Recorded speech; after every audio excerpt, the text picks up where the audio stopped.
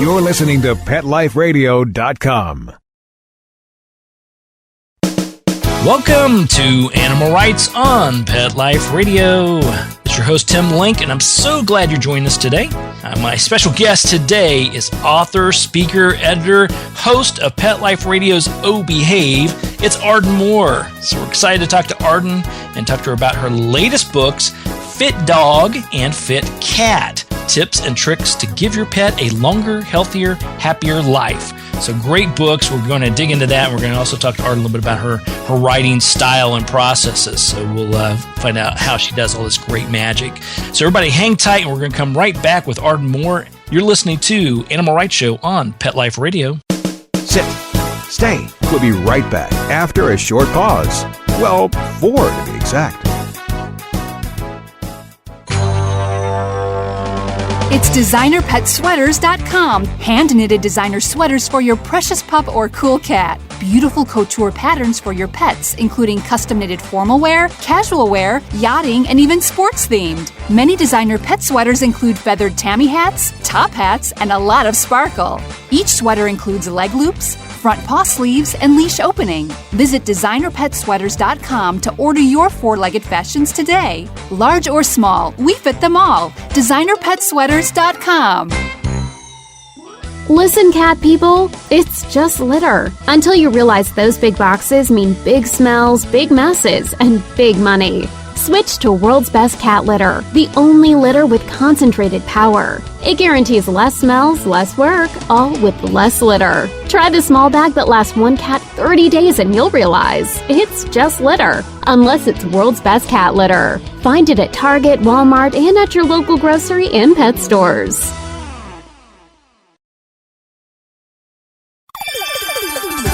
Let's Talk Pets on PetLifeRadio.com. Welcome back. Welcome back to Animal Rights on Pet Life Radio. And joining me now is author Arden Moore. My good friend, Arden, how are you today? Hey, big paws up, Tim. Big paws up. I get to be behind the mic as a guest on Pet Life Radio. This is a new perspective. I know they cut you loose every once in a while and let you show your face when you're on Pet Life Radio. Just every once in a while. Yeah, that's true. That's true. Well, I'm glad to be on your show. Oh, it's my pleasure. It's always great to talk to you. So tell me about these latest books, Fit Dog and Fit Cat. Well, these are books in the pet, if we're counting, books number 25 and 26 of pet books I've written in the past 10, 15 years. One of these days I'll just get the right formula. I'm just kidding. But what really appealed to me about both of these books is the subtitle, which is Tips and Tricks to Give Your Pet a Longer, Healthier, and Happier Life. And what I'm doing with these books, different than some of the other books I've done, is I really focused on the needs and the desires of the 21st century dog and cat, which I feel are more akin to you and I and the two-leggers than they are to the big cats of their ancestors or the coyotes. I mean, seriously, folks, it's, a multi-billion-dollar industry, and I think our dogs and cats are more clothes hounds than they're worried about, where their next meal is going to be. So this is really appealing to, I think, the physical, mental, emotional needs of what pets are today, 21st century pets. Exactly. And I think it's very important that you mentioned that, is the fact that there's, in my opinion, compared to, say, 10 years ago, there's a lot more going on with animals and the whole pet industry. I mean, it's amazing how much you need to learn and how much there is to learn out there. Well, we spend more money on our pets now than we do on candy, toys, and baby food combined. So that's a pretty powerful statement right there. That's amazing. Yes. And I know it's one of the only, I guess you call it an industry that was, it was recession proof. We were still spending money on our animals when the economy went in a little bit of downturn. And now it's going on a little bit more of an uptick. So we're going to spend even more money on our animals, I'm sure. I think we all, including our wonderful producer, Mark Winter, we need to come back as a dog or a cat in a pampered home. We're going to live, it's a dog's life. We need to really describe that. It's a dog's life is what you want. And being catty these days is a good thing. There you go. You got it. Now, tell me about what inspired you to write the book and how did you come away? Because I know you got a plethora of knowledge. How do you pick and choose which bits actually should go into a book and consolidate it into a nice format that you've done? I was very blessed serendipitously, Tim, because my publisher, it's Global Book Publishing, and then they somehow have cousins here in North America, Firefly Books, so I'm not sure it's all one big family. But a couple of years ago, I wrote a book called What Dogs Want for these publishers, and it was decoding 100 things that dogs do, say, posture, and it was the ultimate communication book, if you will.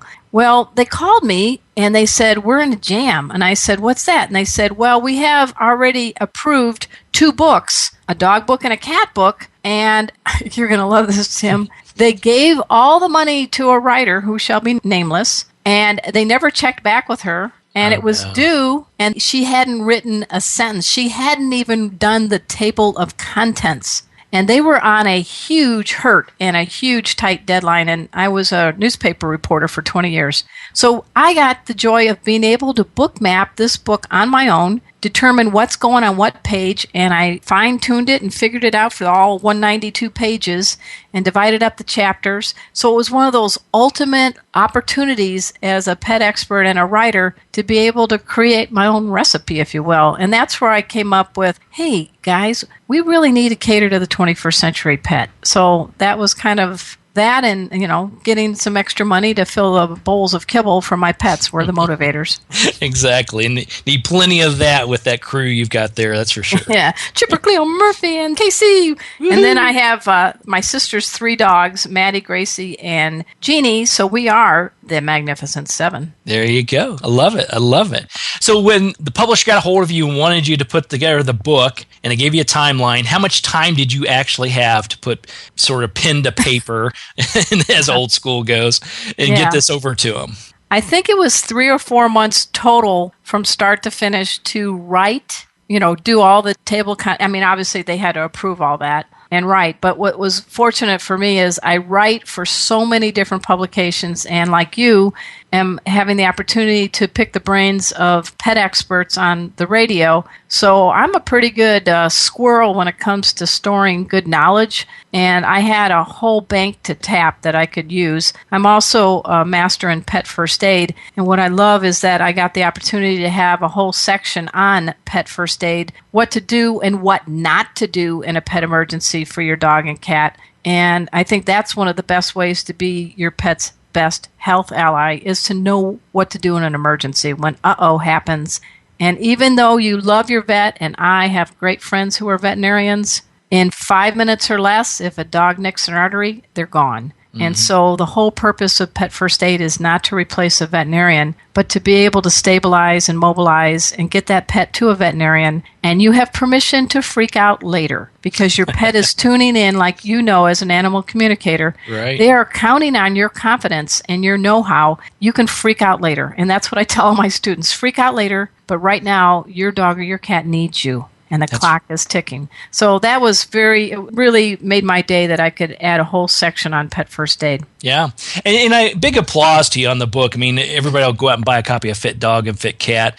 It's a great book, and I see this being on my shelf for many years because it has great photos in it of the animals. It has colored sections. So if you want to know about grooming, you want to know about pet first aid, you want to know about behaviors, whatever it may be, you've got color tabs in here, and they're quick, easy bullet points that you can read through and say, okay, now I get it. I know what Arden's trying to tell me here.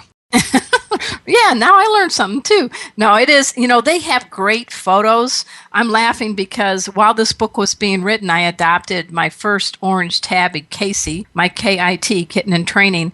And when we finally decided on what the cover would be, one of the 3 cats on the page is a big old orange tabby with a white bib looking back at me. So I'm like, Casey, you power of meow. So that was cool. The other thing I do want to say, it's a little bittersweet, but one of my very good friends and a friend to many of 2, 3, and 4-leggers out there, the late, great Dr. Lori Houston, her last work that she really did, she died suddenly of a liver condition, and she wrote the foreword to both of these books. And I just feel like she will always be our guide. And I was very honored because I said she's the president, was at the time Cat Writers Association, ran a veterinary practice out east, and had a very, very, very well-researched pet blog that many people would turn to. And I just said, hey, would you write my cat forward? She goes, I'll write both of them. I said, "You're kidding."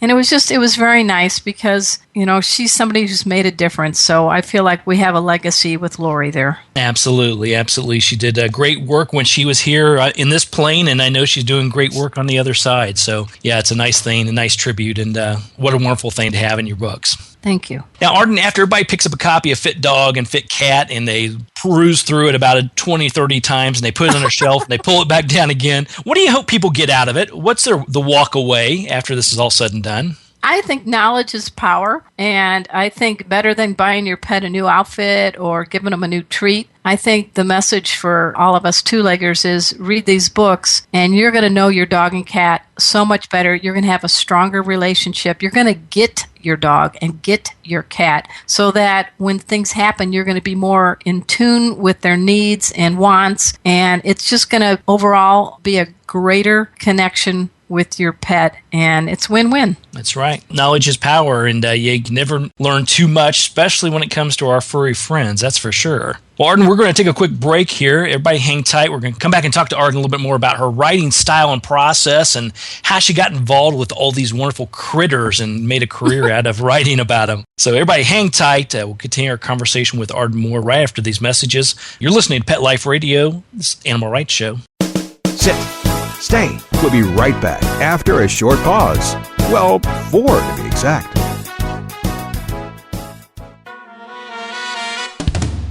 Amazing Pet Expos is coming to a city near you. Admission is always free, and your pet is welcome. Shopping, adoptions, free nail trims, discounted shots and microchipping, agility, a pet costume contest, and much more. Plus, meet the guys from Animal Planet's hit TV series Tank and Pit Boss. Online at AmazingPetExpos.com. Bring your pets to the Pet Expo. Hi, I'm Dana Humphrey, also known as the Pet Lady. I travel from coast to coast to pet trade shows and consumer events to scout out what the hottest, hippest, and most unique pet products are on the planet, bringing you tips and tricks from top veterinarians, groomers, trainers on how to safely travel and live happily with your pets. The Pet Lady will be in a city near you, showing off the latest and greatest tech pet gadgets, cozy comforts, and fab gift ideas for man's and woman's best friend. You can learn more at thepetlady.net or connect socially and tweet with me at PetLadyWorld. Coast to coast and around the world, it's All Behave with Arden Moore. Find out why cats and dogs do the things they do and get the latest buzz from wagging tongues and tails in Rin Tin Tinseltown. From famous pet experts and best-selling authors to television and movie stars, you'll get great tail-wagging pet tips and have a fur-flying fun time. All Behave with America's pet edutainer, Arden Moore. Every week on demand, only on PetLifeRadio.com. Let's talk pets. Let's talk pets On Pet Life Radio. Pet Life Radio. PetLifeRadio.com.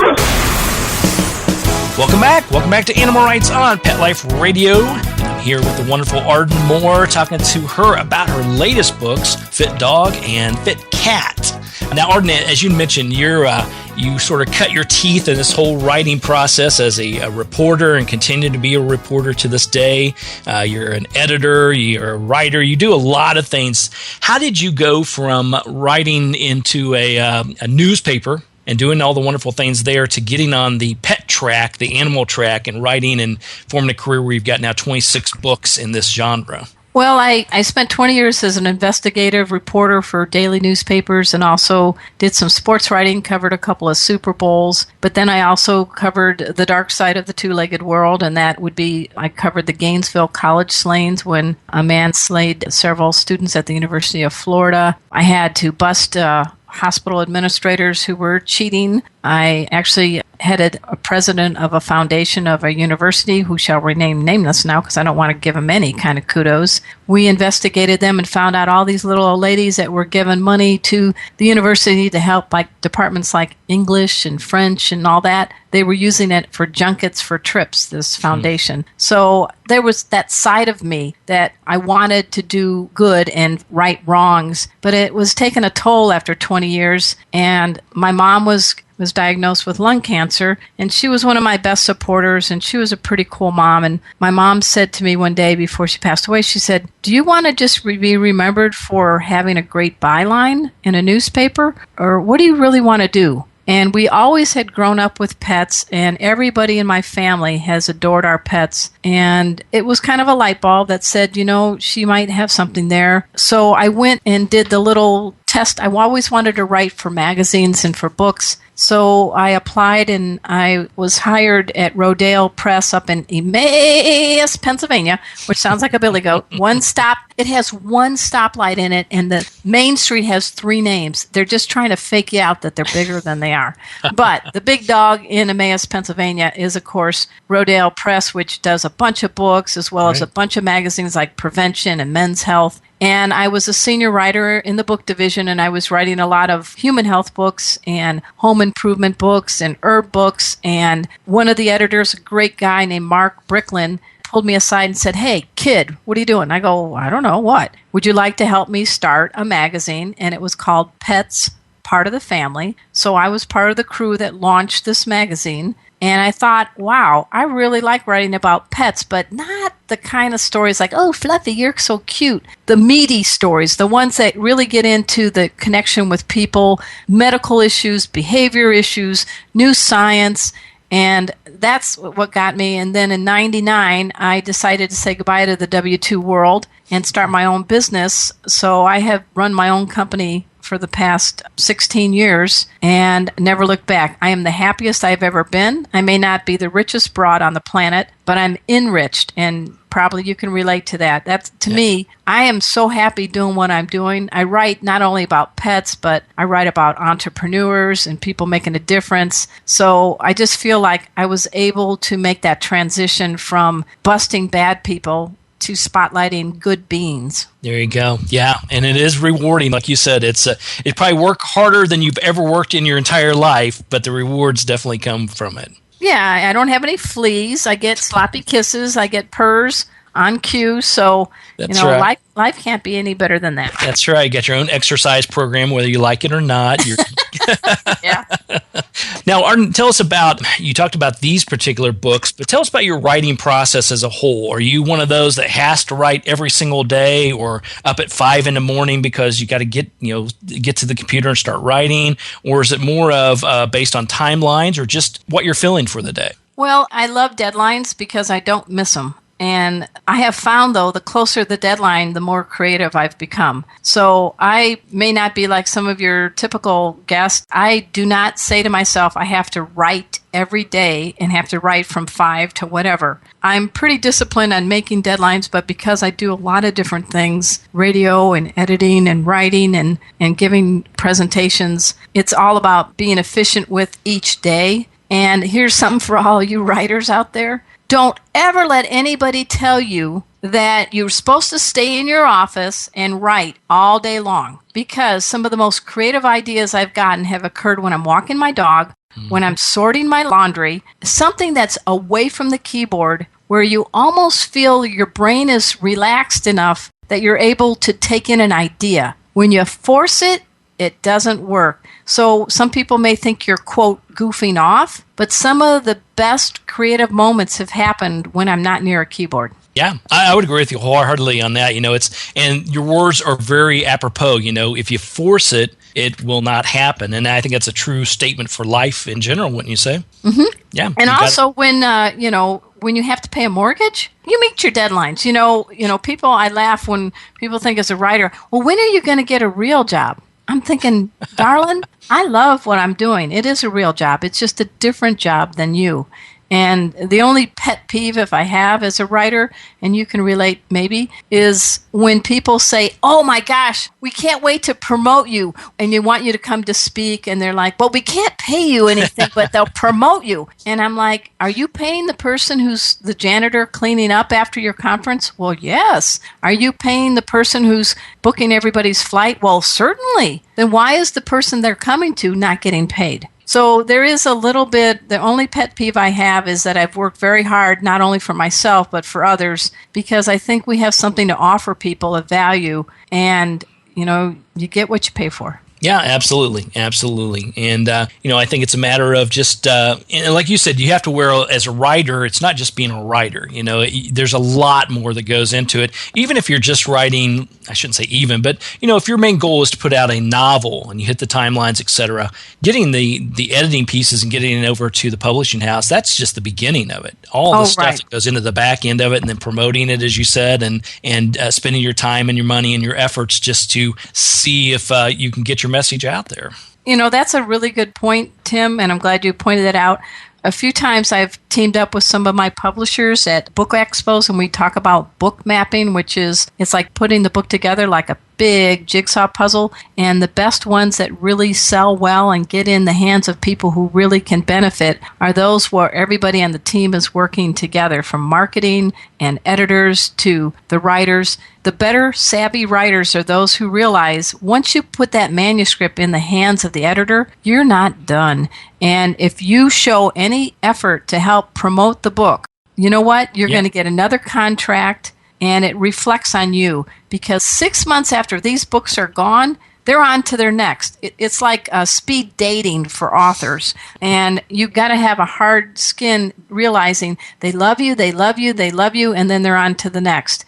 It's up to you to give legs to your books. That's right. And get them out the door, get them in people's hands so you get your message across, you're making sales, you get recognized by the publishing house, and then when you go to pitch the next one, perhaps they'll want to purchase that one too. So the beat goes on, right? That's right. And thank God my mom gave me a weird first name like Arden, because at least it grabs their attention. And people kept saying, well, when did you change your name? I was named after my sister's babysitter, But as a little kid, it was rough being the only Arden in the town. But now I kind of dig it. That's right. There you go. It's hard to get those little custom license plates that you put on the back of bicycles, right? Oh, you know what? I took the word Martin and I made it look like Arden with a marker. So I had the ugliest little license plate for my cherry red Stingray bike, but I had my name on it. There you go. I can imagine the youngsters listening to the show, if they are, like, what are they talking about? First of all, what's a bicycle? Yeah, what's a bicycle? What's a Stingray bike? Oh, the only way, Stingray with the banana seat, man. Yeah. Kids go look at an old Google search on that one. But the point is, just be creative and have friends that are going to give you constructive criticism and not like everything you read. But, you might find a strong writer ally in somebody who isn't even a writer, but is a good listener and who is representing your target market. And so I like that I have an eclectic group of friends, because they keep me fresh and they keep me on my toes. There you go. So good advice, Arden. Appreciate that. Well, where can everybody find out more about the books Fit Dog and Fit Cat, as well as all your other wonderful books and activities and first aid and all the things you got going on in your life? Well, they can go to my main website, which is 4-Legged Life, and that's F-O-U-R, Legged Life. From there, they can be launched to my pet first aid website, which I have Chipper and Casey as my teaching assistants. So you get to take a class with a real dog and a real cat who will let you wrap them in a towel and check their pulse and all that wonderful stuff. And that's Pet First Aid for you. But for all the books, I guess the main mothership should be Amazon.com, and just put my name in, Arden Moore, and also put in the name Tim Link, and you will see another very, very talented author. I appreciate that. Big kudos. Mind me send the checks in the mail, Arden. All right. All right, wonderful. Well, listen, everybody go out and pick up a copy of Fit Dog and Fit Cat, Tips and Tricks to Give Your Pet a Longer, Healthier, Happier Life by Arden Moore. Arden, great job. Always a pleasure talking to you, my friend. And we'll look forward to talking to you again somewhere down the road. All right, Tim. Keep doing what you're doing, because you're making a difference. I appreciate that. All right, well, we're coming to the end of the show tonight. Everybody, thank you for listening to the Animal Rights Show on Pet Life Radio. I'd also like to thank our sponsors and producers for making this show possible. To find out more about me, Tim Link, and the other guests I've interviewed on my Animal Rights Show, you can visit PetLifeRadio.com and click on the Animal Rights icon. Listen to all the wonderful episodes there. And while you're at it, make sure you check out all the wonderful hosts and shows on Pet Life Radio. That's PetLifeRadio.com. If you have any questions for me, comments, or ideas for the show, please email me. Email me at tim@PetLifeRadio.com. And I'll be glad to answer your questions, entertain your comments, and bring on the people you want to hear from most onto the show. So until next time, write a great story about the animals in your life Share it in a blog, an article, or in a book. And who knows, you may be the next guest on Animal Rights on Pet Life Radio. Have a great day. Let's Talk Pets, every week on demand, only on PetLifeRadio.com.